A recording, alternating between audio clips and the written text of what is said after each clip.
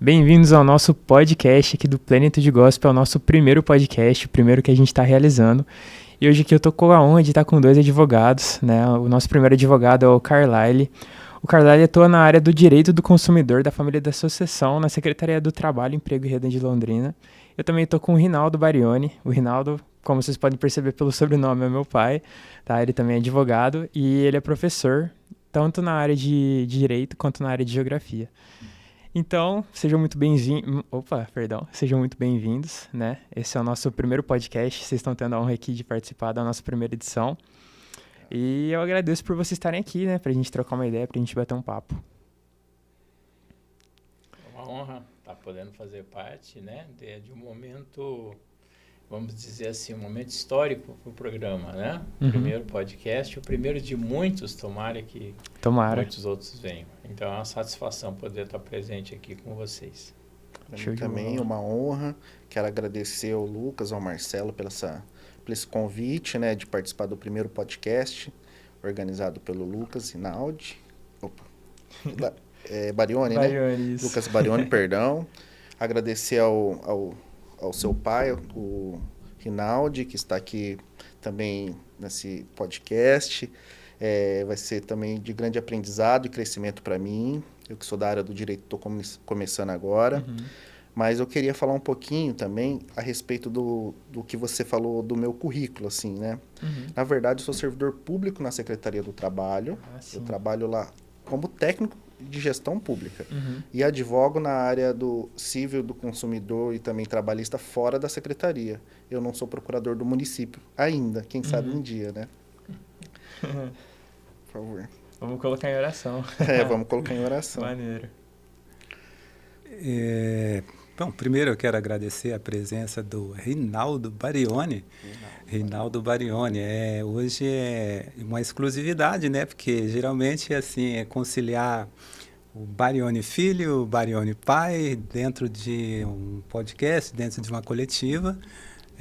Isso é bem legal e é uma coisa assim, bem dificilmente de acontecer e da gente ver, né? Mas que é um prazer, eu acho que isso é um prazer muito legal, tanto para o Barioni pai como para o Barioni filho. Esse momento que a gente vai estar aqui num bate-papo nesse podcast. E também quero agradecer também a presença do Carlyle, né? Carlyle aí, que tem aí essa carreira dele na advocacia e também faz parte de seus trabalhos individuais ali dentro da prefeitura, exatamente aqui de Londrina. Muito obrigado pela presença de vocês. Para nós é uma honra, tanto para mim como para o Bari, e também levando isso aqui para a programação da Plenitude Gospel Music, para todos os nossos ouvintes e também para todos os nossos seguidores, tanto na rádio como aí nas redes sociais. Muito bem-vindo e bora lá. Bora lá. Eu gostaria de perguntar para vocês, por que o direito? Por que vocês escolheram direito? O que vocês viram no direito? Vocês falaram, nossa, eu quero seguir nessa área, eu acho isso aqui interessante, é isso que eu quero dar rumo para minha vida. Porque eu vejo o direito como uma área muito abrangente, né?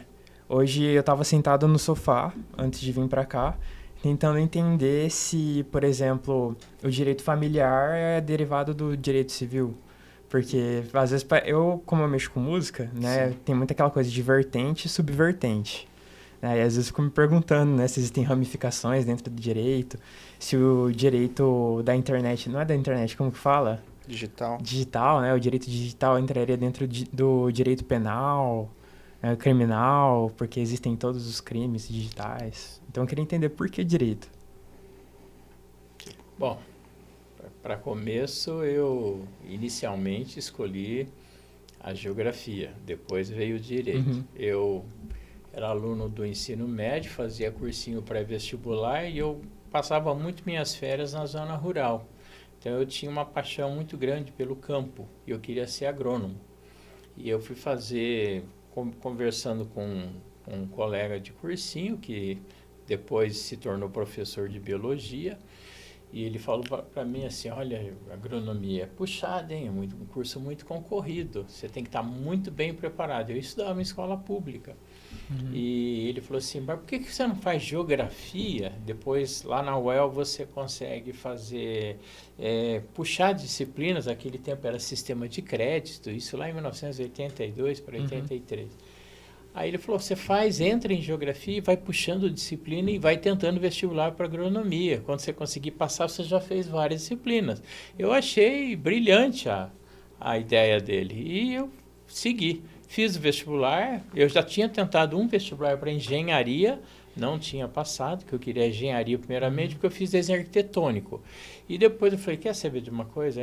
Engenharia, é muito cálculo, é física, matemática, não é a minha praia, eu acho que eu vou para o lado da agronomia mesmo. Aí fiz o vestibular para geografia, só que eu acabei gostando do curso, falei, não vou mudar, eu vou ficar em geografia mesmo. E acabei nunca tentando fazer um vestibular sequer para agronomia. Aí, isso foi em 1983, parei o curso, retornei em 89, estava formado. Em 94, eu ingressei no curso de Direito. Já uma cabeça mais madura, né? Ainda solteiro, mas com uma visão diferente de mundo. E já tinha percebido, lecionando alguns anos, que a área humana era realmente a minha área de atuação. Não adiantava eu querer fugir dessa área. E o direito, naquele momento, me pareceu realmente o curso mais adequado. E não me arrependo. Confesso que realmente foi um curso que escolhi bem. Felizmente, passei no primeiro vestibular. Concluí o curso em 98, no primeiro exame da ordem eu já passei também, no primeiro exame da ordem, já peguei a minha OAB em 99, e de lá para cá, obviamente que a experiência como advogado, ela vai acrescentando, né, conhecimento a cada dia. Então você começa muito pequeno, embora eu não me considere um grande advogado ou até um grande escritório, mas assim, o conhecimento ele foi se acumulando, foi se aperfeiçoando ao longo do tempo, e o que me ajudou bastante é porque, como eu tenho a veia do magistério, né, quando alguém se dirige a mim e pergunta, o que você faz? Qual a tua profissão? Eu sempre digo, eu sou professor e advogado, né? Até tem aquela brincadeirinha que os alunos chegam assim, professor, você trabalha também ou você só dá aula, né? Isso, quem é professor já ouviu isso, com certeza algum dia o seu aluno. Então, curioso, eu falo assim, não, eu também trabalho, né? Além de dar aula, eu também advogo. Mas foi tudo fluindo naturalmente. E os dois cursos que eu fiz, vivo dos dois, me mantenho dos dois, sou professor de geografia, sou professor de direito e sou advogado. Então, assim, o direito ele veio complementar aquilo que eu sentia que faltava e trouxe realização para mim. Então, me encontro bastante satisfeito com o que eu faço. Show de bola. Olha, realmente nada é muito exato.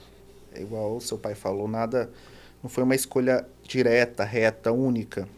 Na verdade, eu me preparei primeiramente para um vestibular de farmácia. Eu fazia cursinho, fazia aulas específicas de biologia, química e redação para fazer farmácia na UEL. Essa aí é a minha área, cara. Só que eu sou da biomedicina. Da biomedicina.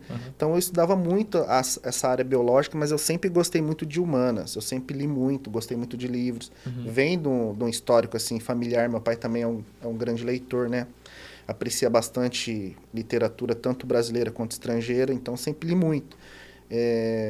Também, sobretudo, filosofia. Sempre gostei muito de filosofia. Mas eu estava focado em farmácia. Então, fui lá, estudei, fiz cursinho.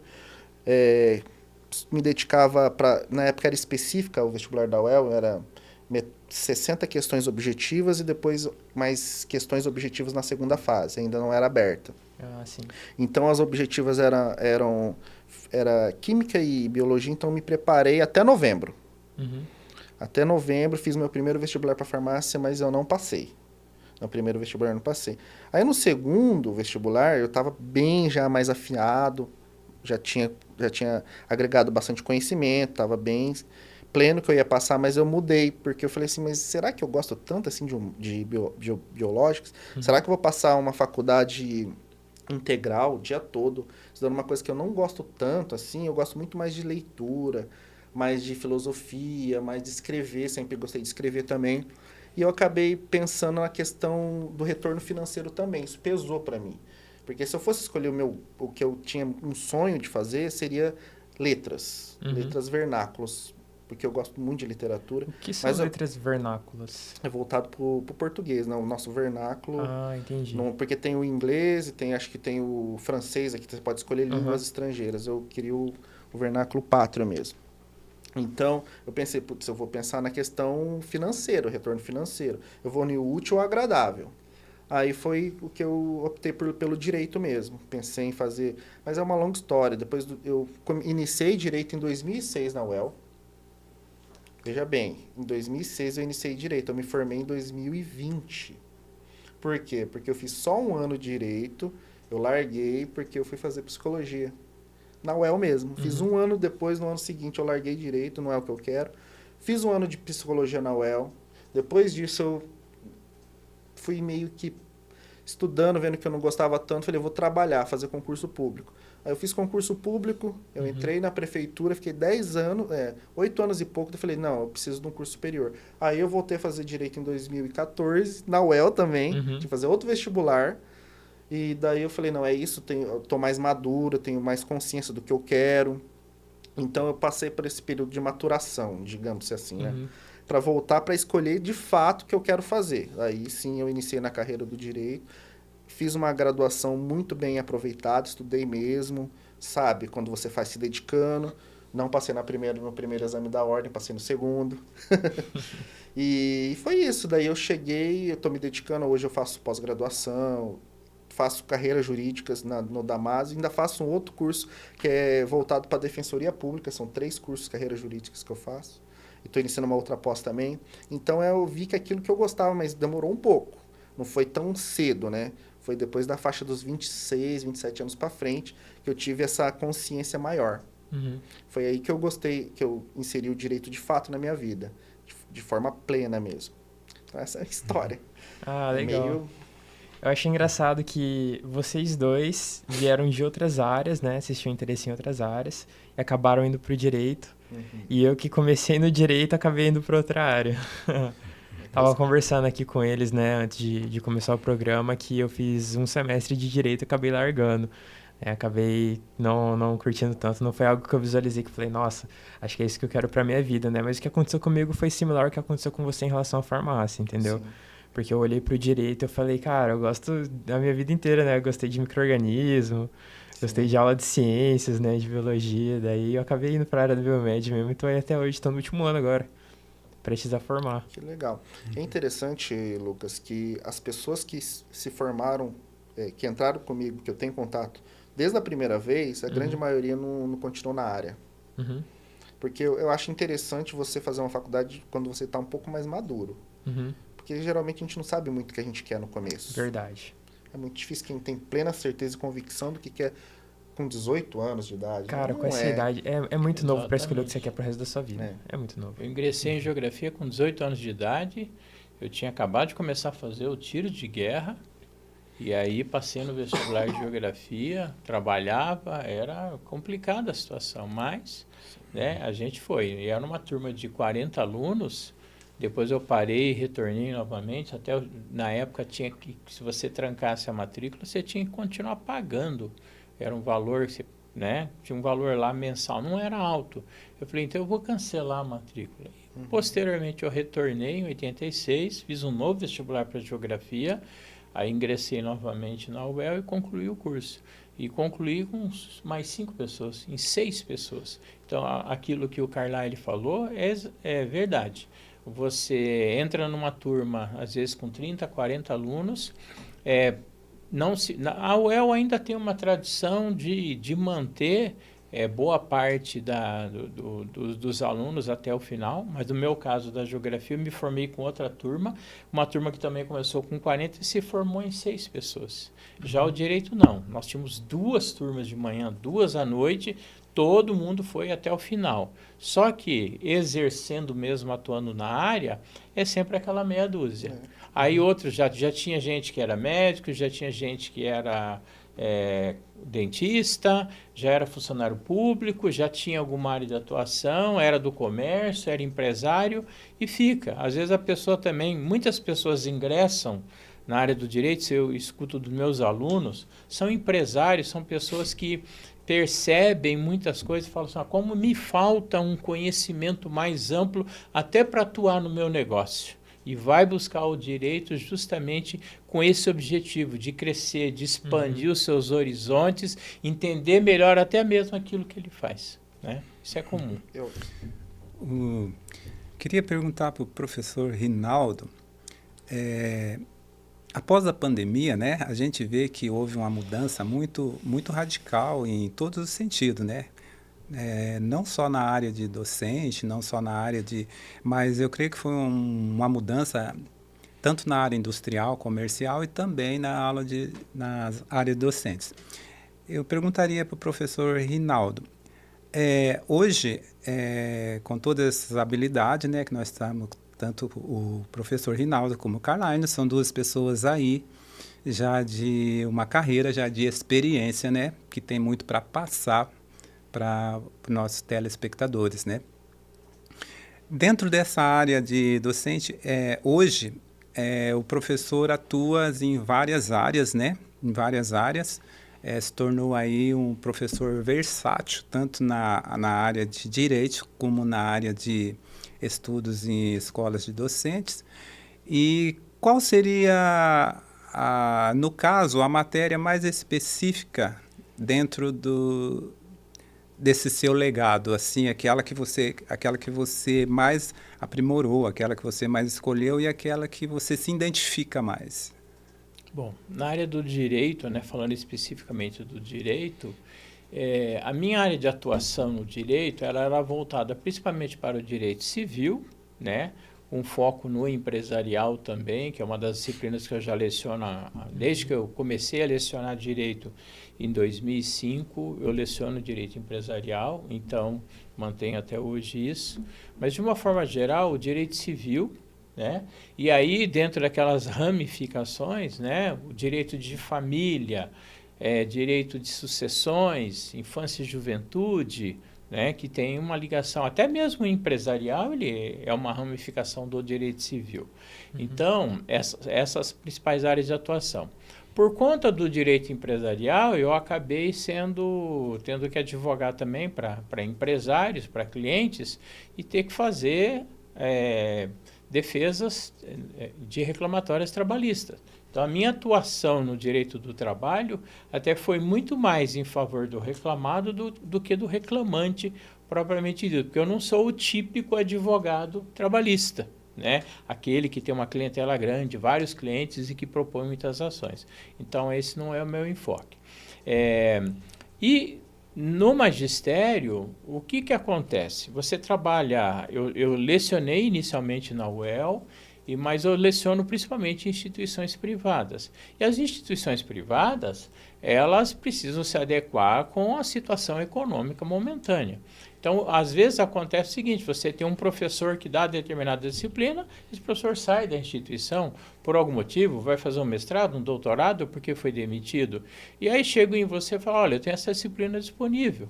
Né? Se você tem carga horária e percebe que existe afinidade, porque estudar, você estudou tudo. Agora, tem aquilo que é preferência, que é aquilo que você atua, que você tem domínio maior.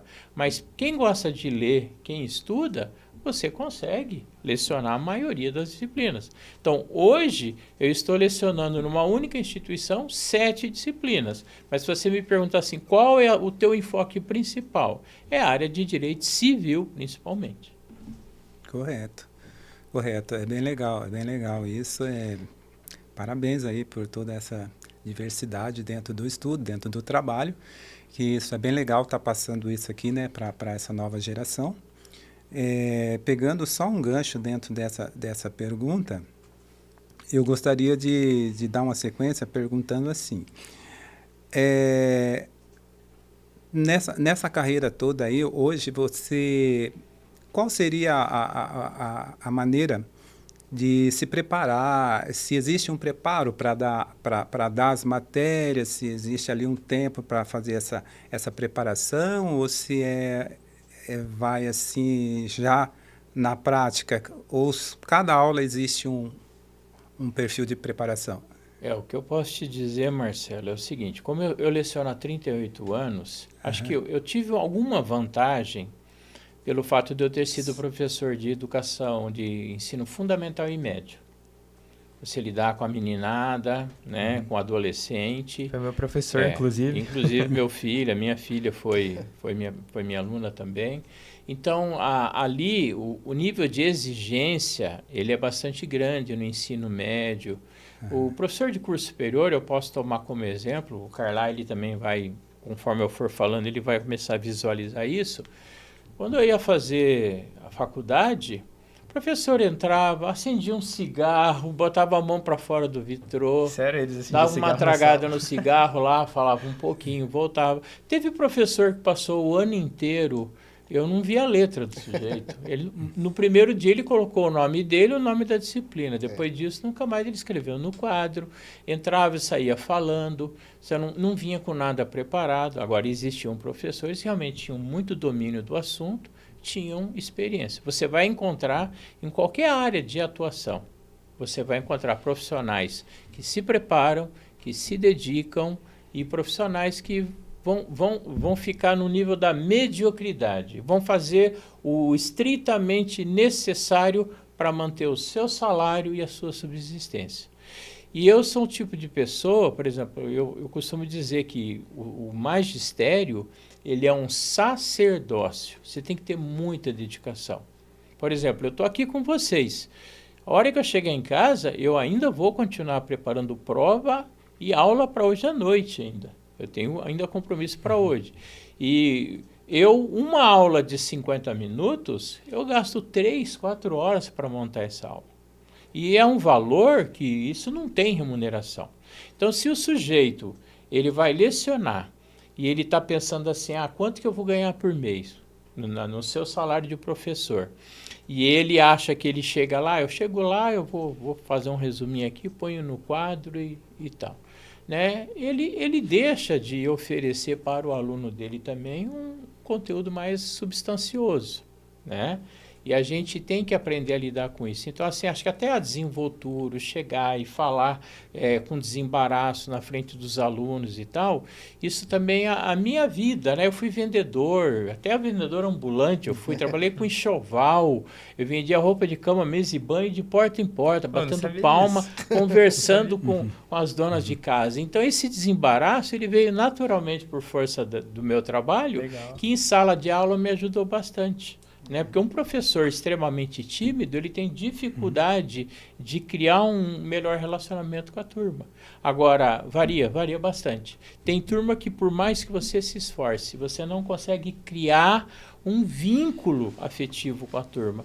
E tem turma que você não precisa fazer muita força. A simpatia é algo que vem tão naturalmente e tudo flui mais facilmente. Assim, é só vivendo essa experiência ao longo desses anos para dizer todo tipo de experiência que eu já tive em sala de aula. É legal, é bem interessante isso. Eu acho que isso faz muita parte dentro de cada profissão. Eu acho que é o amor ali, fazer a dedicação com amor e dedicar mesmo com excelência e o resultado vem e acontece naturalmente, né? Exato. É bem legal. Eu tenho mais uma pergunta aí, depois, dentro dessa área de magistério, mas eu vou passar aqui para o Barione fazer umas perguntas, depois a gente volta, que é algumas coisas que me interessam e também me traz uma curiosidade em saber, beleza? Vou levar essa conversa agora para o âmbito mais espiritual. Quero perguntar para vocês dois, dentro do direito, qual é a maior dificuldade do cristão? O cristão que trabalha dentro da área do direito, seria a jurisprudência? Seria, não sei, talvez a paciência com o cliente ou com alguém ali que está nos processos, com o próprio juiz? Eu estava me questionando sobre isso, né? Qual seria a dificuldade do cristão dentro do direito? Porque o cristão sempre vai ter uma dificuldade dentro da sua área, né? De trabalho. Sempre vai ter alguma coisa que vai conflituar, vai estar em conflito. A pergunta é difícil, complexa, né? Bastante. Bom, no meu caso, eu talvez seja até clichê falar isso, mas eu não advogo na área criminal por conta disso. Uhum. Talvez seja uma bobagem. É interessante. Uma bobagem, talvez seja. Assina embaixo. Então, assim, porque a gente vai chegar a alguns conflitos éticos também, né? A respeito do que a gente... daquilo que a gente... nossa profissão de fé e aquilo que é o caso concreto, né? Vai chegar assim, a gente vai entrar no conflito. Será que a gente pode chegar até esse ponto? Será que a gente não pode? Então, a parte criminal eu já excluí. Porque o cliente ele tem direito à defesa, você sabe muito bem disso, né? O profissional do direito, o operador do direito, ele está ali para isso, né? Para defender o cliente no estrito cumprimento do que a lei permite. Só que tem coisa que vai além disso, né? Vai além a gente tem valores que a gente tem que pode atrapalhar até na defesa do seu cliente.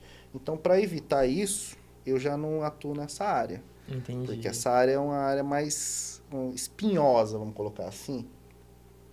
Mas o que é difícil, eu não sei se o doutor pode me ajudar a responder nas outras áreas, sinceramente, não veio nada na minha cabeça agora. O cristão vai ter de dificuldade, não sei.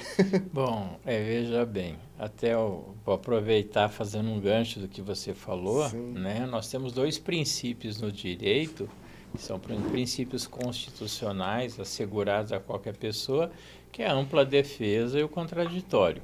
Então, não importa o crime que alguém tenha cometido, por mais hediondo que o crime seja, essa pessoa tem direito a uma defesa processual. Ela não pode ser simplesmente presa, né, colocada numa prisão, numa cela, e simplesmente ficar lá sem ser devidamente assistida por um advogado. Então, o advogado ele é essencial à justiça. Só tem um detalhe. Aquilo que o doutor falou é verdade. Eu, por exemplo, eu tive 2 ou 3 casos na área de direito penal, amigo que bateu o carro e no acidente veio alguém a óbito, então teve que responder uma ação criminal. Então, esse tipo de ação, eu ainda fiz defesas. Agora, eu também não milito na área do direito penal, principalmente crimes de homicídio, principalmente se for doloso, latrocínio, estupro, né, roubo, esse tipo de crime que tem também, né, o réu tem direito a ter um advogado. Isso é o tipo de defesa que eu não estou acostumado a fazer. Eu costumo dizer até para meus alunos em sala de aula que eu gosto de me deitar, colocar a minha cabeça no travesseiro e dormir e descansar. Sem preocupação que amanhã ou depois aquele cliente que eu não consegui defender direito, que está lá preso, esse cara pode vir para cima de mim depois, ou achar que não fiz uma boa defesa, ou achar que aconteceu algo do tipo, né? Então, na verdade, a área criminal é a área que mais pega. Agora, se você é um advogado cristão, tá? Você tem que tomar cuidado em qualquer área do direito. Por quê? Os convites, eles são muitos. Eu tenho um cliente que chega, começa a conversar comigo e fala, mas doutor, se eu não mentir isso aqui, uma mentirinha pelo menos, eu não ganho essa ação.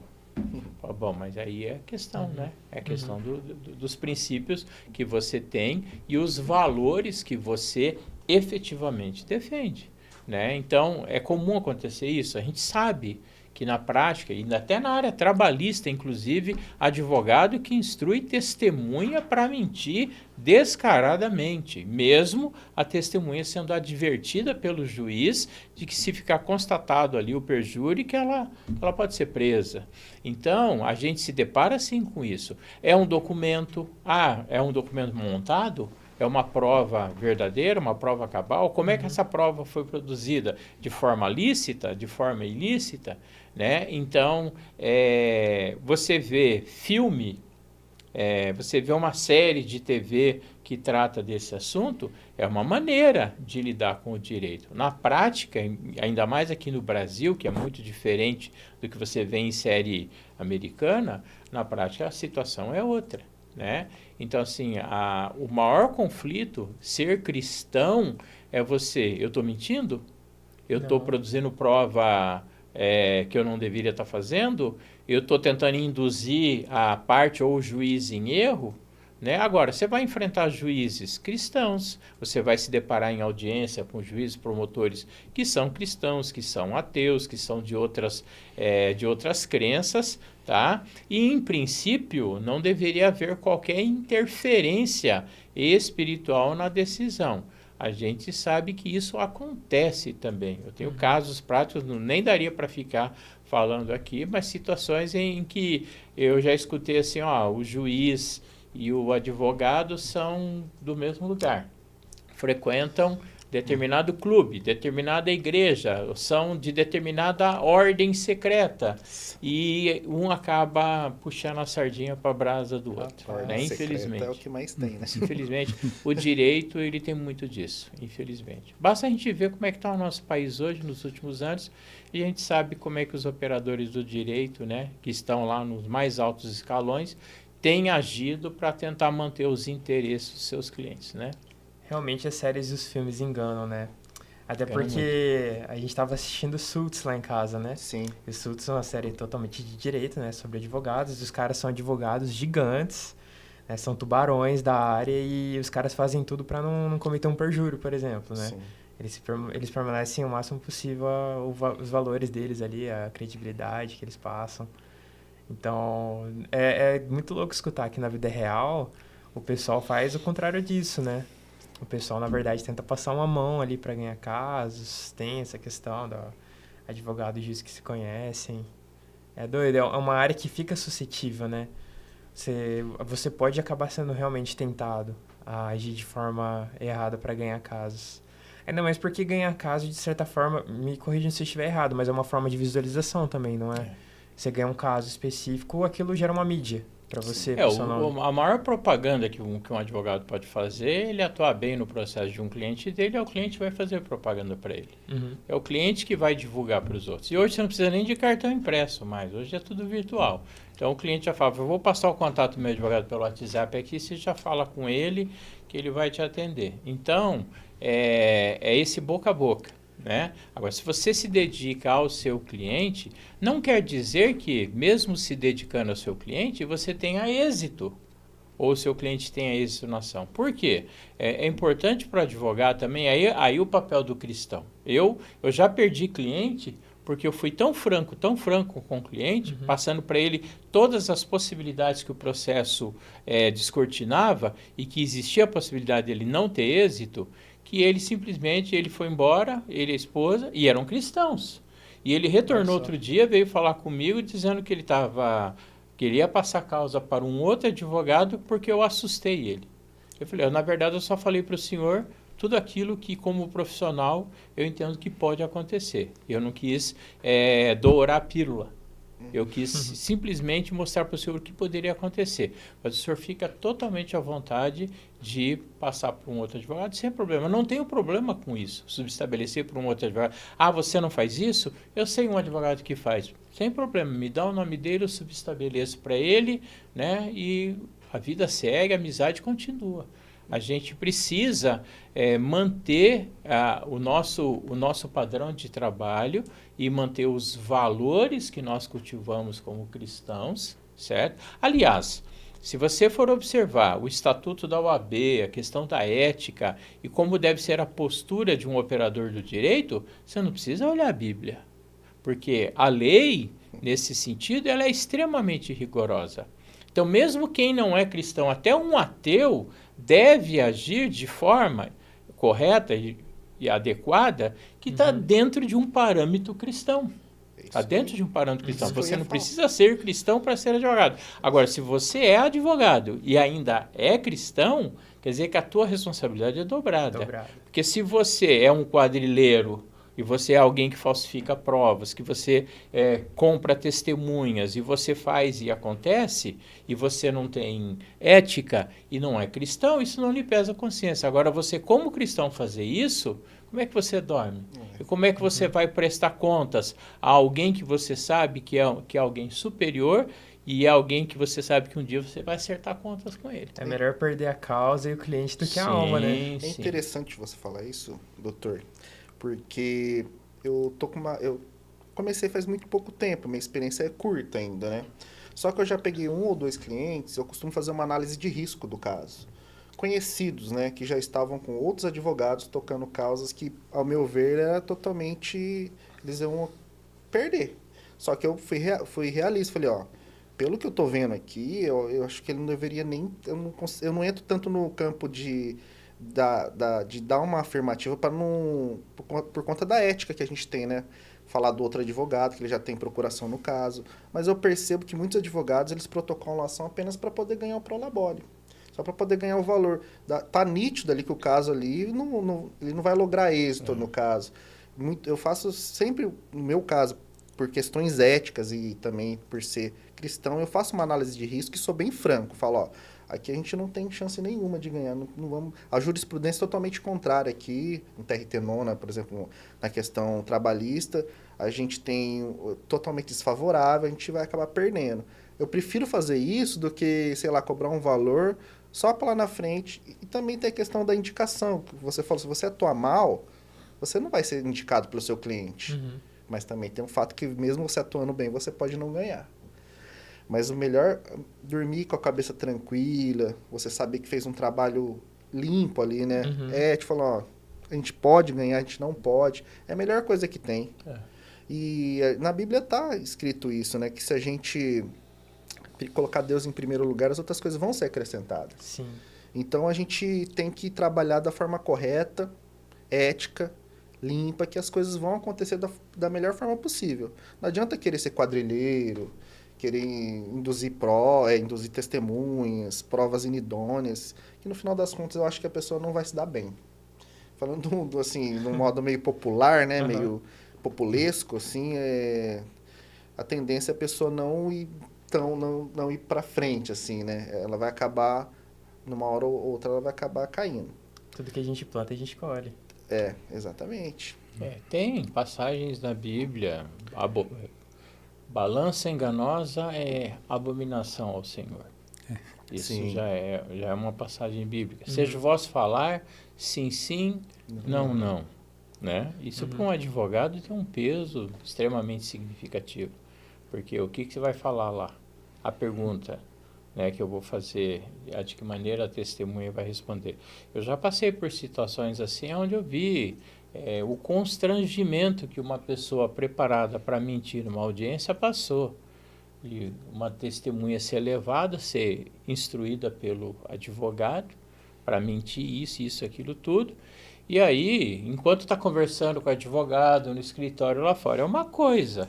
A hora que ela senta de frente para o juiz olha bem para os olhos dela e fala assim, e se ficar demonstrado aqui que a senhora está mentindo, você vai sair preso daqui? Vai cometer tal crime, por tanto tempo vai ficar preso? A pessoa muda completamente o semblante. Eu já fiz audiência, a hora que o juiz falou isso, a pessoa começou a se remexer na cadeira e tal, e aí olhou assim para o advogado, mas eu preciso responder o juiz, não, olha aqui para mim. Não era para o teu advogado, não, eu que estou te fazendo a pergunta. E perguntou Olha de só. novo, a testemunha falou, mas eu preciso responder? Aí o juiz olhou para o advogado e falou, doutor, o senhor quer manter a testemunha ou o senhor quer abrir mão? E aí o advogado olhar para o cliente assim, sinaliza, não sabe o que fazer, porque está na frente do juiz, e fala assim, excelência, nós vamos dispensar a testemunha. E aí o juiz fala, o senhor está dispensado, pode sair. E a pessoa sai com aquele alívio, parece que tirou o mundo das costas. Por quê? Porque ela estava instruída para mentir e pesou na hora.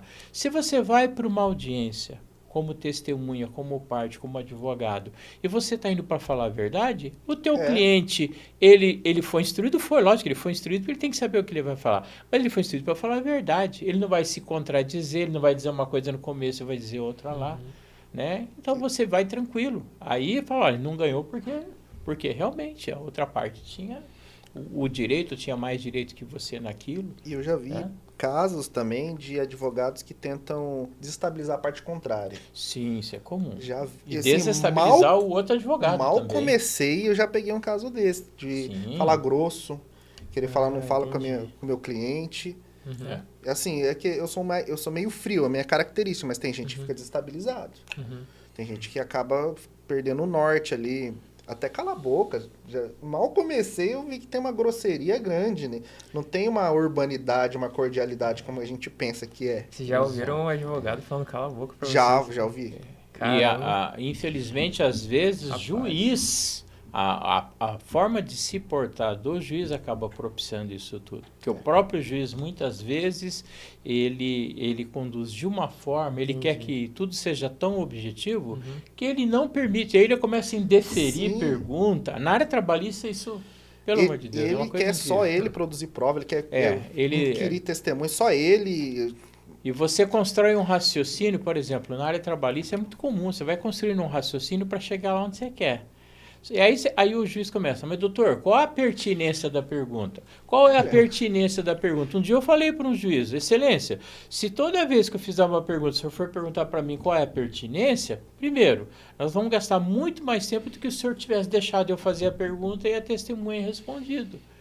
Porque, e outra, o senhor corta o meu raciocínio, eu estou construindo um raciocínio, eu estou fazendo pergunta. Você não pode ficar fazendo afirmação para a testemunha, você tem que perguntar. Então, eu estou perguntando, excelência, mas eu vou fazer 5 perguntas para que na sexta eu chegue onde eu quero. E o senhor não deixa. A impressão que eu tenho é que eles querem acabar muito rápido com a instrução. Eles querem, às vezes. Eu já vi situações assim, onde o juiz cancelou, quis fazer muito rápido a audiência, fazer o acordo, cancelou a audiência seguinte e eu desci, antes de eu sair do fórum, o juiz já estava saindo, entrando no carro dele e indo para cá, 3h30 da tarde. Eu já vi isso, eu vi, não precisa, ninguém falou para mim. Eu cansei de ver isso aí. Vai escorrendo. Tá? Infelizmente. E aí, o dia de trabalho, horário de trabalho, o fulano de tal tá lá jogando tênis, jogando golfe. Horário de trabalho. Esse tipo de coisa a gente escuta já se acostumaram, né? Também. Com a Você recebe a mordomia. sentença quem fez foi... A sentença é Foi o feita pelo técnico- assessor, na maioria Pelo das vezes. assessor. Eu acho que o Barione foi fundo, né? O Barione foi fundo nessa pergunta. É uma pergunta, assim, eu acho que é bem complexa, uma pergunta muito complexa, muito profunda mesmo, porque a gente vê que as duas áreas, na parte cristã e na parte, dizendo, material, são dois conflitos diferentes, né? Muito grande. Tanto que a Bíblia fala, né? O que é do Espírito define que é do Espírito, o que é da matéria define que é da matéria. Então, por isso que existe esse conflito muito grande na área da advocacia, as pessoas que são cristãos. E hoje nós temos dois advogados aqui cristãos, né? E então, pegando esse gancho, que vocês são dois advogados cristãos, o que você diria hoje para alguém que é cristão, que está seguindo essa carreira, que está seguindo essa vocação, qual seria a forma melhor de escolher os seus, dizendo, ou os clientes, ou o seu material de trabalho do cliente, para que ele não entre num conflito, né? Até mesmo porque, de repente, pode ter, o cliente pode ter até um advogado também, ou um juiz que é cristão na causa, né? Entre defesa e entre acusação, né? Dois advogados que podem ser cristãos. Então, o que vocês diriam para se fosse dizer isso para alunos, para alguém que está formando, como cristão, né? Qual seria rapaziada, que tá fazendo direito. a melhor escolha, né? Qual seria a melhor opção, né? Fica à vontade para responder que o doutor. O doutor tem uma experiência maior, mas é aquilo que eu falei, eu repito, né? A área criminal para mim é muito espinhoso, muito complicado de saber você separar as coisas, né? Apesar de ter o contraditório e ampla defesa, né? Que todo cidadão acusado tem esse direito, mas eu acho que a gente fica muito tênue ali a linha, sabe? Do que se a gente pode acabar entrando num campo que a gente vai fugir um pouco do cristianismo, assim, dos nossos valores. Acho essa área meio complicada. Mas, assim, eu também estou iniciando na carreira. O que eu posso dizer é que ser o mais certo possível e honesto com o cliente. Não tentar induzir ele, que ele vai ganhar alguma coisa em ações que ele não tem probabilidade nenhuma de êxito. Então, ser bem honesto, direto. Eu acho que é mais proveitoso você ser justo e honesto e direto do que você vender uma ilusão para o cliente. Porque tem muito advogado que vende ilusão. Ele começa a colocar o cliente ali numa situação que ele acha que vai ganhar um valor ou ganhar a causa e acaba Mas contratando um advogado. isso é pra fazer o nome dele, tipo assim, ganhar uma moral com o cliente, ou isso é porque ele vai ganhar por tempo de causa, Por por questão tempo de financeira, trabalho? pecuniária mesmo, por Pra ganhar valores. dinheiro. Para poder não perder o cliente Cara, isso é bem nos baixo, valores. Não, mas tem Isso é bem muito. baixo. Nossa, eu mal comecei, já peguei uns 2, 3 que saíram de outro, vendeu uma coisa que era impossível ali. Uhum. Probabilidade nenhuma de Uhum. êxito. E acabaram que o advogado induziu eles a contratar com eles. Então, ser honesto já sai na frente de tudo na vida. Eu já ouvi falar que todo cidadão deveria fazer direito justamente para entender essa parte, entendeu? Para saber seus direitos, para saber como ele poderia se colocar mediante situações, e também não ser passado para trás, né? Eu acho que algumas matérias do direito e até questões financeiras, administrativas, teriam que ser dadas desde o início no ensino fundamental. Para a gente ter noções básicas de direito constitucional, administrativo, do consumidor, assim, coisas basilares. Educação financeira, o brasileiro tem muita dificuldade com questões financeiras. É uma coisa que a gente não aprende aqui. A gente age de qualquer forma com nossas finanças, na marra. Então, são coisas que a gente... São ensinamentos básicos, sabe? Eu acho que deveria ser inserido até nos currículos dos colégios, né? Da educação fundamental, média, para a gente ter uma noção geral. Mas, assim, basicamente falando, e você ser honesto, direto, assim, não tentar induzir, enganar, porque isso vai ser pior para você no futuro. Assim, é o que eu posso passar, eu acho. Eu tenho, com o meu tempo de magistério, que já é longo, eu tenho inúmeras experiências com os meus alunos. Eu tenho aquele aluno que vem para fazer direito, que ele quer ser um advogado, ele quer ser um juiz, ele quer ser um promotor. Eu tenho aquele aluno que ele quer prestar concurso, é concurseiro. Ele quer passar num TRT, num TST, ele quer trabalhar no INSS, ele quer ir lá para o Senado, quer ir para Brasília. Eu tenho aquele aluno que quer ser uma pessoa mais consciente dos seus direitos e deveres, que quer abrir horizontes. Eu tenho aluno que é empresário, que quer exatamente aprender melhor a lidar com as coisas. Então, na verdade, no momento que você está dando a sua aula, até mesmo a motivação do aluno vai fazer com que ele receba aquilo de forma melhor ou não.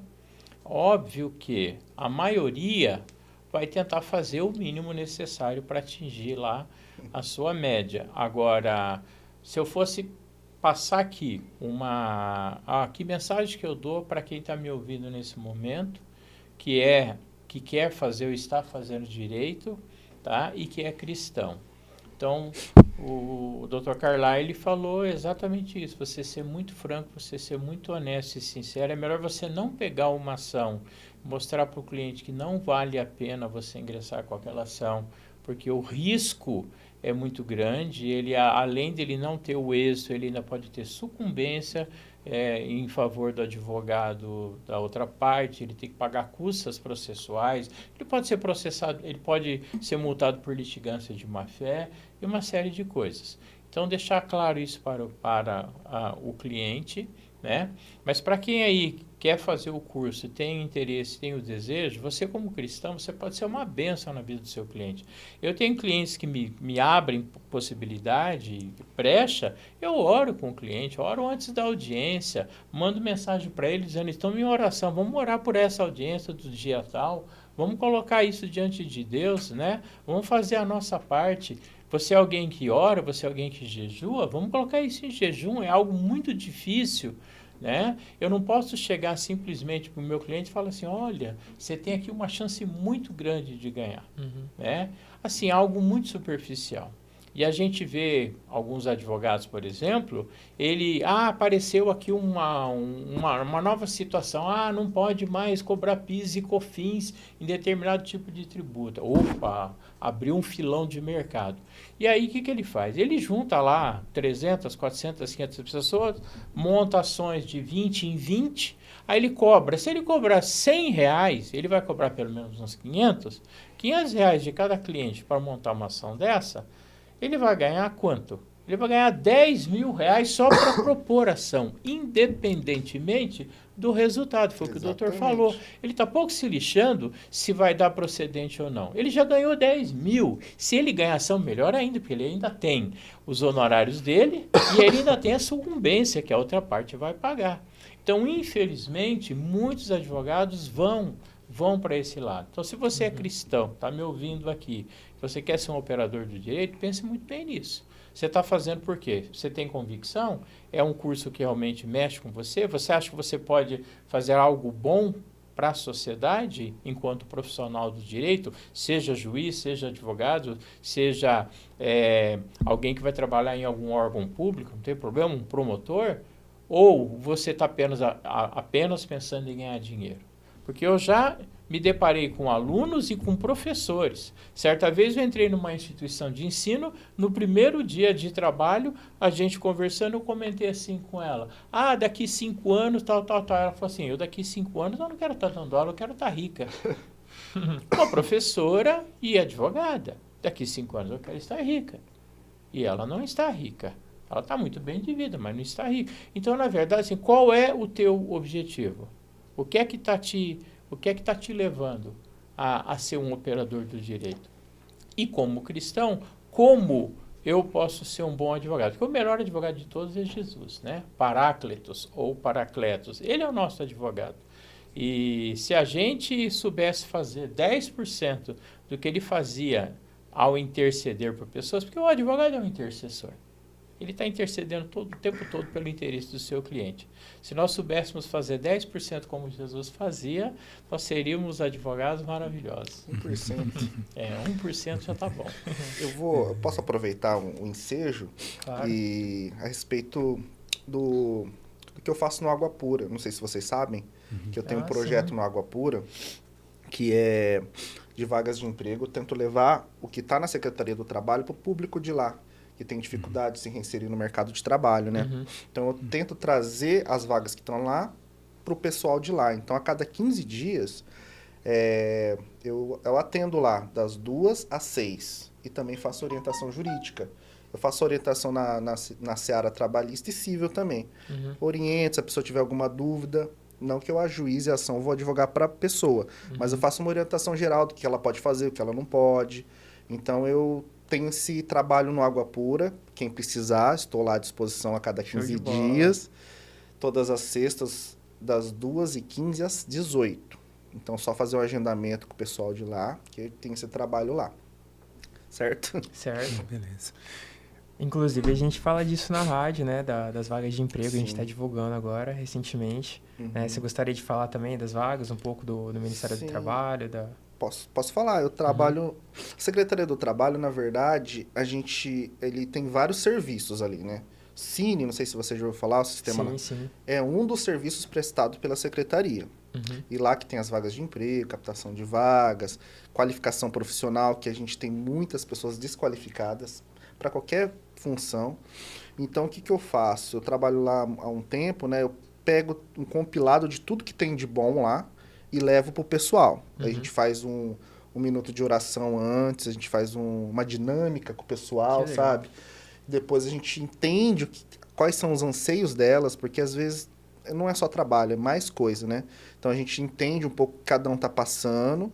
Eu faço um banco de dados de currículo, converso com elas e tento verificar se ela precisa de uma qualificação, se ela precisa terminar o ensino médio, se ela precisa de uma vaga de emprego, se ela tem possibilidade de conseguir essa vaga, porque às vezes é ilusório também a gente encaminhar para qualquer coisa. Então, o trabalho ele tem vários segmentos, várias vertentes ali, né? Tem a parte de evangelismo, que a gente faz antes.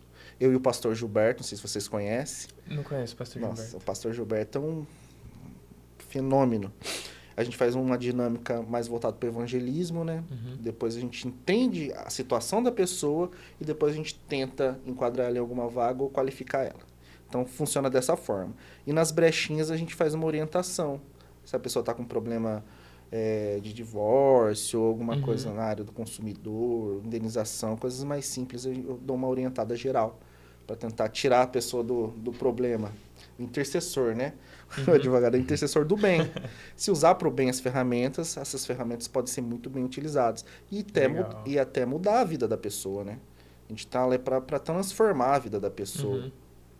Então, é isso, Lucas. A gente tem esse projetinho lá que está caminhando, mas ele tende a crescer cada vez mais. A gente está se empenhando para melhorar. Então, é isso. Isso é maravilhoso, cara. Maravilhoso.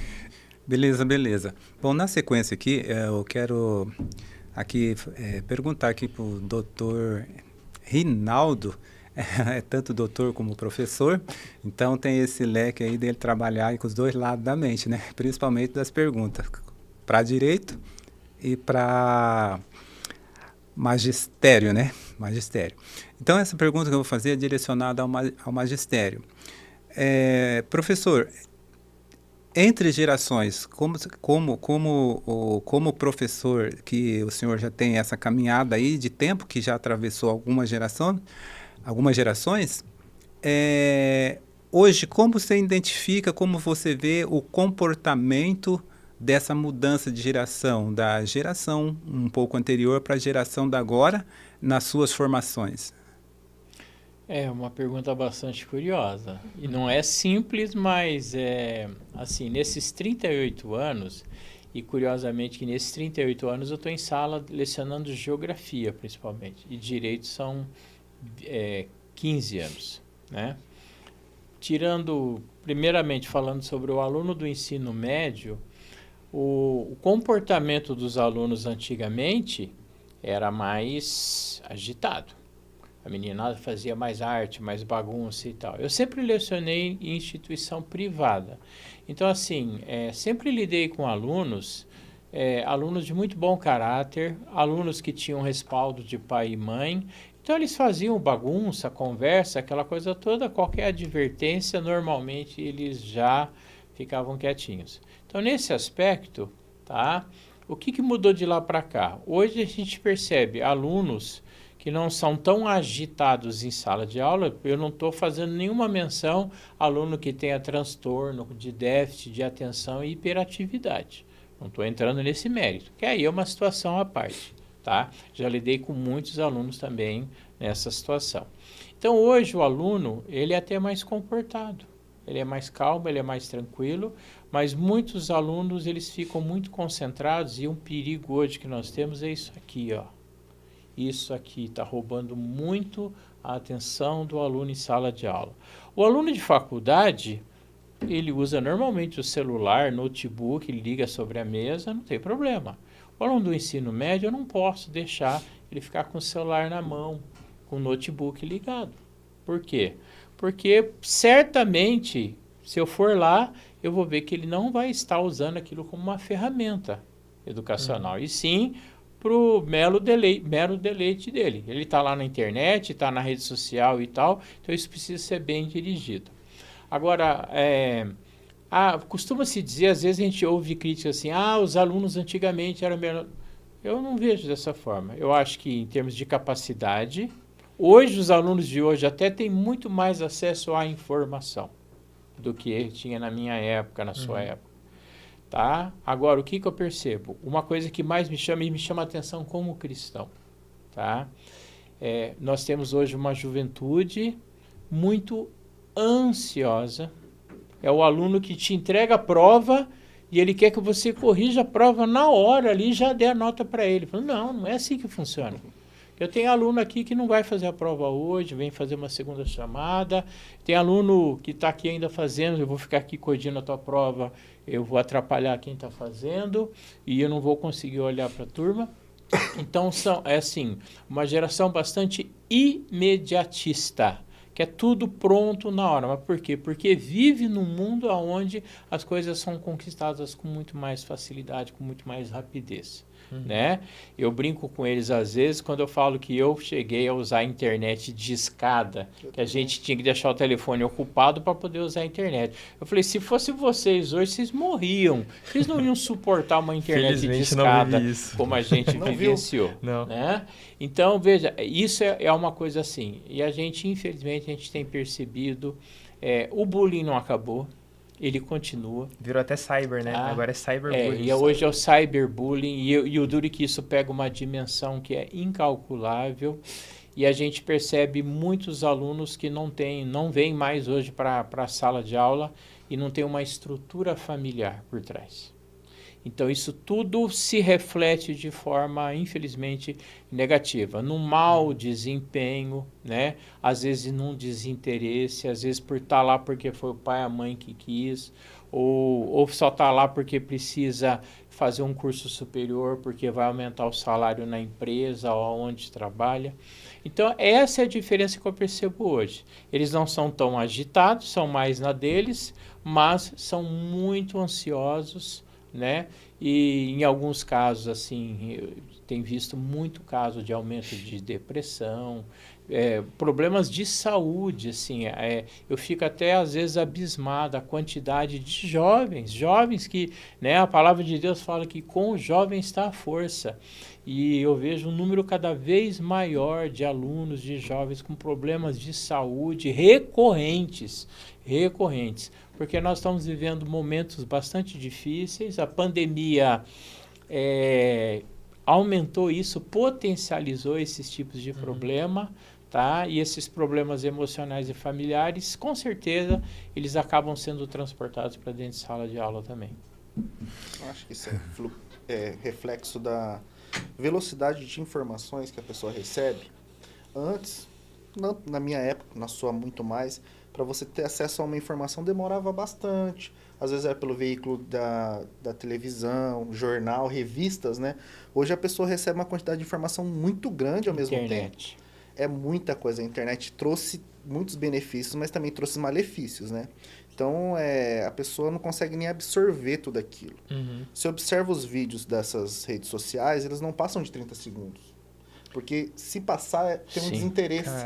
Tem que ser muito rápido para a pessoa ficar ali. Se passar daquilo, ela já se desinteressa. De verdade, isso estraga a minha cabeça. Eu percebo que, principalmente se eu acordar. Se eu acordar, eu abrir o meu Instagram, eu começar a ver um monte de Reels, né, que esses vídeos de 30 segundos, a minha produtividade no dia vai pro lixo. Vai pro lixo. Eu não consigo focar nas coisas. Estraga a minha atenção, isso cara. Isso é um vício. Tem gente que fica o dia todo vendo esses vídeos de poucos segundos. Fica ali absorvido, né? Eu já dei aulas de geografia onde eu passava vídeos de 1h30. Sim. Para vídeo, filme mesmo. Aquele filme do pro aluno em sala de aula. Filme com 1h30, 2 horas. E até o professor deixava emendar. Não, hoje vai emendar com a tua aula aqui para eles poderem assistir o filme. Filme que guardava alguma relação com a disciplina. Sim. Vai fazer isso hoje? Vai passar filme... Quando eu tenho algum vídeo para passar para alunos assim, é 15, 20 minutos, isso em curso superior. Né? No ensino médio já é difícil. É 5 minutinhos, vídeo de 3, de 5, de 10. Porque senão eles vão perdendo interesse. Isso é um fato. As plataformas virtuais de curso superior, eles diminuíram o tamanho dos vídeos. Para poder a pessoa não perder o foco. Exatamente. 20 minutos, 15... Se colocar 1 hora, eles vão achar totalmente enfadonho, né? Vão acabar dormindo. E isso é reflexo do que a gente vive, né? Desse monte de informação jogado na cabeça das pessoas. A pessoa sabe o que está acontecendo lá, depois está vendo futebol, depois está vendo outra coisa. E foco não tem nenhum. Totalmente disperso, né? Tem muita informação e não sabe o que fazer exatamente com toda a informação que tem disponível. Exatamente. Sabe um costume que eu peguei agora? Isso é coisa de 1 ano pra cá, assim. Antes tinha, vamos supor, tinha um vídeo de 30 minutos. Eu assistia o vídeo inteiro, os 30 minutos, corrido bonitinho. Sim. Agora eu assisto tudo no vezes 2. Então, tem corridão, isso batido. Aí 30 minutos vira 15, né? Fica mais rápido. Tá vendo como é que é isso? Vai acabar gerando várias doenças de ordem psicológica, com certeza. Depressão, ansiedade.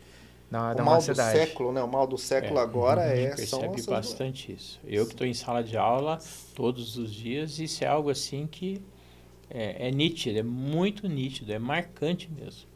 E eu percebo isso tanto para o aluno do ensino médio, que eu leciono ensino médio, e para o curso superior também. Aí o mais curioso, os alunos, que eu tenho alunos com 30, com 35, com 50, com 60 anos fazendo faculdade. Esses tranquilos. Não tem esse tipo de problema. Agora, a moçadinha lá, acabou de sair do ensino médio, está com 17, eu tenho aluno fazendo direito com 17 anos no primeiro ano, 17, 18, 20, é essa loucura. E tem que se adaptar a essa nova geração. Não adianta você ficar, né, no meu tempo. A gente para de falar no meu tempo era assim, quando eu era... Porque nós não temos mais aquilo. Aquilo que foi há 30, 40 anos atrás... Não é mais isso, não é essa a realidade. E a gente tem que dar o melhor da gente para... Né, eu dava aula, comecei a dar aula, eu tinha 20 e poucos anos, meus alunos tinham 15, 16, 18, eu não era nem 10 anos mais velho do que eles. Hoje eu estou com 58 e eu tenho aluno de 17, olha como é que muda. Olha o conflito de gerações. Se eu não lidar com isso dentro de sala de aula, eu vou ter conflito todo dia, toda hora com o meu aluno. Isso é interessante fazer um ponto, uma ponte a respeito de um professor que eu tive na UEL. Talvez você até reconheça pelas características que eu vou falar dele. Bem magrinho, dava aula de filosofia do direito, talvez dê ainda. Ele insistia em impor a metodologia de ensino dos anos 80. Ele impunha que você tinha que não olhar para o lado, uma série de coisas. Sim, ele é procurador de justiça, você deve saber. Não deixava aluno de faculdade sair nem da sala para ir ao banheiro. Não deixava. Isso em 2018. Nossa, e procurador e dá aula, acho que faz uns 50 anos na UEL. Sabe, o Rogério. Foi meu professor. Então é isso, a gente na verdade tem que se adaptar à situação e fazer o melhor possível com ela. E fora de sala de aula, uma pessoa espetacular. Mas dentro da sala de aula, o quadradinho ado, cada um no seu quadrado. Mas um gênio, um cara excepcional, muito excepcional. Muito inteligente. Mas a gente tem que se adaptar à realidade mesmo de agora. A gente vive numa época de bastante tecnologia, bastante informação. Tem que fazer aquilo, tentar estimular o aluno, no seu caso, de acordo com as ferramentas que nós temos hoje, né? Tem que se adaptar. Inclusive, vou colocar até uma ponte a respeito da área da advocacia, que eu estava conversando até com o Lucas. Hoje, além da indicação, como o advogado se vende é através das redes sociais também. Sim. Tem que ter um perfil na rede social, tem que vender seu produto ali, tem que se adaptar à situação de agora. Infelizmente ou felizmente, não sei. Mas aquela situação antiga de cartão, eu não sei se funciona mais. Cartão virtual. Cartão virtual. Você abre o cartão virtual, você clica no WhatsApp, ele abre o WhatsApp. Tem um você QR clica Code, no e-mail, né? QR Code. É tudo. Tudo assim. Mas olha, uma coisa que você falou, achei muito curioso. Eu tenho muitos ex-alunos que já são advogados, inclusive amanhã inaugura um escritório de 2 ex-alunas em Rolândia, fui convidado para participar da inauguração do escritório. E eles entram com tudo nas redes sociais. Só que aí tem que tomar cuidado. Outro dia eu tinha um post lá, era um story, né? E o advogado, aquela pose toda, assim, com os braços cruzados, e ela falando sobre o escritório, a área de atuação e que nós vamos proporcionar o melhor trabalho para você, cliente, não sei o quê. 4 linhas, tinha 3 erros ortográficos. Putz. Eu, na hora, minha aluna, ex-aluna, maior liberdade, eu faço isso. Na hora, eu peguei, cliquei lá, mensagem. Eu falei assim, ó, a tua postagem aí tá com esse erro, você escreveu assim, assado, escreveu assim, assado, escreveu... E você pensa que ela ficou brava comigo? Professor, muito obrigado. Nossa, escrevi tão rápido e postei que eu nem olhei direito. Vou corrigir agora e vou repostar. Eu faço isso. Por quê? Porque passou por mim, eu já fui seu professor, eu tenho a obrigação. Minhas provas são provas de direito, são provas de geografia, eu corrijo ortografia, eu corrijo acentuação, eu corrijo pontuação dos meus alunos. Peça jurídica, apresentou uma petição para mim, professor, pode te mandar por e-mail? Você pode. Pode mandar, para eu dar uma lida, mas eu quero ela impressa porque eu vou corrigir a caneta vermelha. Corrijo com a caneta vermelha, devolvo assim, o aluno assusta. Nossa, professor, mas eu errei tanto. Dá uma olhada, dá uma lida e vê o que você tem que fazer. Pode corrigir a caneta vermelha. Por quê? Porque, na verdade, é tudo muito virtual, perde esse hábito. Escrevem tempo verbal errado, falta de acentuação, não tem pontuação. Começa a frase, nome próprio com letra minúscula. Eu não aceito esse tipo de coisa. Você tinha comentado. Porque aí, mas você não é professor de gramática, de português, não importa. Eu sou professor, eu sou educador também. Eu tenho esse direito e eu tenho o dever, não só o direito, mas o dever de fazer isso. E o português é uma língua complexa, não, né? Eu falo vernáculo, eu uso a expressão, pessoal do vernáculo escorreito. O que é vernáculo, professor? Eu descobri agora vernáculo também. Escorreito, né? Vernáculo escorreito. Sabe que teve um escritor chamado Lima Barreto, ouviu falar, né? Já ouvi falar que também. ele simplesmente se negou a conversar com os outros porque ele dizia que era impossível você falar o português de forma correta. Então ele se calou. Depois ele foi um alcoólatra, mas assim, acabou falecendo por conta disso, mas ele se recusava a falar porque não consigo falar plenamente correto, porque a gente tem muitas regras de concordância verbal, nominal, é muito difícil você se enquadrar certinho. Claro que no linguajar coloquial a gente não precisa aplicar isso, só na forma formal, mas é uma curiosidade. Um bate-papo nas redes sociais, no WhatsApp, é uma coisa. Outra coisa é você mandar um e-mail para o seu cliente, você mandar uma mensagem para ele, você usar tudo abreviado, tudo escrito de qualquer jeito. Aí é a imagem do teu escritório, do teu trabalho profissional que está sendo jogado no lixo, né? Vocês tinham comentado sobre o ChatGPT, né? E é uma eu nem sei como é que funciona. Tenho ouvido falar muito. O ChatGPT ele é um site. Inteligência artificial. Você vai entrar, vai ter um site, você vai abrir um chat com a inteligência artificial e ela vai responder aquilo que você pedir para ela. E uma ferramenta interessante do ChatGPT é que hoje em dia você consegue pegar um assunto ou escrever um texto e pedir para a ferramenta consertar para você e ela conserta. Ela deixa já tudo deve escrevendo petições já. Já teve. Eu tenho um amigo, meu amigo finalizou o TCC. Ele finalizou o TCC dele com o ChatGPT. Ele escreveu o texto, pedia para o ChatGPT, reescrever, né, na forma de TCC.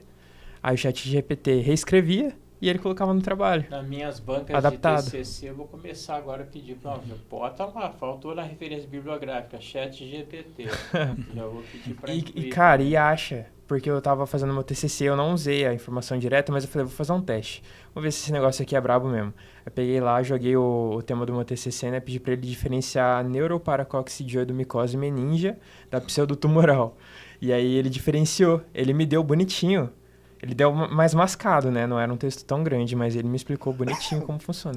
É um site? Olha a minha ignorância. Você faz um rabisco, um site da OpenAI. Carro e fala para ele assim, melhora esse desenho. Ele vai lá e faz um carro para você. Olha, eu sei que existe. Eu sei que existe também, mas eu também nunca mexi. É um site, então. É uma empresa, ela chama OpenAI. OpenAI. Aí você vai entrar nesse site, você se cadastra, você inicia uma conversa. Tudo gratuitamente. Tudo gratuitamente. Mas o que acontece? Como eles ganham com isso? Base de dados, informação. Sim. Se você coloca algum tema que é pertinente ali para o ChatGPT, algo específico, ele salva. Ele vai aparecer ali no canto a sua conversa com o ChatGPT e o tema que foi escrito ali, porque a máquina vai aprendendo. Então você vai ver que quando você entrar de novo, vai ter aquela conversa antiga ali, gravada. Olha só. É fora de sério. Fora de sério. Aquele filme Exterminador do Futuro, lá de 92, que as máquinas tomam conta do mundo, tá começando a virar realidade. Tá começando. No Japão, eu vi uma reportagem, já tem aqueles cachorrinhos que faz a vistoria lá no metrô. O robô mesmo. Cara, a gente tá próximo do... Fizeram uma experiência agora, há poucos dias atrás. Usaram o ChatGPT numa entrevista para trabalho e o sistema mentiu. Ele Olha falou só. uma coisa... Foi o ChatGPT que mentiu? Mentiu. Olha só. Inteligência Tá artificial ficando cada vez mais parecido com mentiu os para a humanos. pessoa e depois foram confirmar que foi falado, era outra coisa. Era como se fosse fora uma de pessoa série. falando. Mas isso é um assunto que dá para entrar bem fundo. Agora o nosso tempo tá acabando, tá? Sim. Eu quero agradecer muito a presença de vocês, a participação. Vocês estão aqui, ó, edição especialíssima, primeira edição do nosso podcast aqui do Plenitude Gospel. Vocês participaram. Então eu quero agradecer a você, Carla, e a você, Rinaldo. Muito obrigado por terem participado, por terem vindo. Eu quero perguntar agora se vocês têm alguma consideração final, né? Alguma coisa para dizer, para despedir do pessoal. Eu quero agradecer a participação primeiro. Foi uma honra estar do lado do primeiro Plenitude Gospel podcast com o Lucas, com o Dr. Rinaldo, que eu aprendi muito com ele hoje, professor de Direito, professor de Geografia, com bastante experiência, e ao Marcelo pelo convite, queria agradecer. E minha consideração é que a parte do direito é uma parte que a gente tem que ter bastante cuidado, a gente tem que trabalhar com bastante ética, com bastante franqueza, e é isso, a gente, como cristão, também temos que ter mais cuidado ainda para exercer nossas profissões, porque a gente tem também uma responsabilidade a mais, que é falar, Cristo está vivendo em nós, né? Então a gente tem isso dentro da gente, a gente tem que refletir isso nos outros. Então é isso que eu tenho de mensagem final. Bom, eu queria agradecer ao Lucas, ao Marcelo pelo convite para participar. Foi uma honra participar do primeiro podcast de vocês. É uma satisfação ter conhecido o Dr. Carlyle também, né? E dizer o seguinte, nós como operadores do direito, a gente tem que desenvolver o nosso trabalho da forma mais profissional possível. E como cristão, entendo que essa responsabilidade é dobrada, né? Até porque muitas pessoas acham que elas só conseguem ganhar uma alma para o Senhor, para o reino de Deus, se ela ficar, às vezes, falando, decorando a Bíblia e falando versículos e mensagens bíblicas. Mas, às vezes, você nem percebe, você está lá no teu ambiente de trabalho, no contato com o seu cliente, atuando numa audiência, em sala de aula, e o cliente está lendo a Bíblia, o teu cliente, o teu aluno, o teu cliente, ele está lendo a Bíblia através da tua vida, da tua conduta, da tua ação, do que você fala, do que você faz, né? Então, a gente tem que se policiar o tempo todo, porque às vezes, até como uma forma de provar, o inimigo aproveita isso. Eu vou entrar nessa área para ver se ele vai concordar em fazer isso. E aonde se você tem realmente um compromisso com Cristo, você não se submeter, não aceitar esse tipo de jogo e deixar muito claro a que você veio, a quem você serve e o que você pode fazer como cristão e como profissional, né? Saber deixar isso muito claro, que os seus clientes saibam disso, que os seus alunos saibam disso, né? Quem é a pessoa? A pessoa pode não ser cristã, ela pode ser um ateu, tá? Mas se você for uma pessoa que tem convicção da tua crença, ela vai respeitar. Sim. Ela vai respeitar. E pode ter certeza que a hora que o circo pegar fogo, a hora que a coisa apertar, é a você que ela vai recorrer. Sim. Porque ela sabe que ela não vai buscar outras pessoas, que ela não vai encontrar nada. Ela fala, ali eu vou, porque ali eu sei que tem fonte de água viva. Ali tem água para beber. Show de bola, muito obrigado, pessoal, foi um papo muito da hora. Lembrando vocês que a nossa rádio acontece todo sábado e domingo, da 1 às 3, né? O nosso site radiotomfm.com.br e sigam também a gente no nosso Instagram, Plenitude_Gospel Music. Que Deus abençoe, um abraço.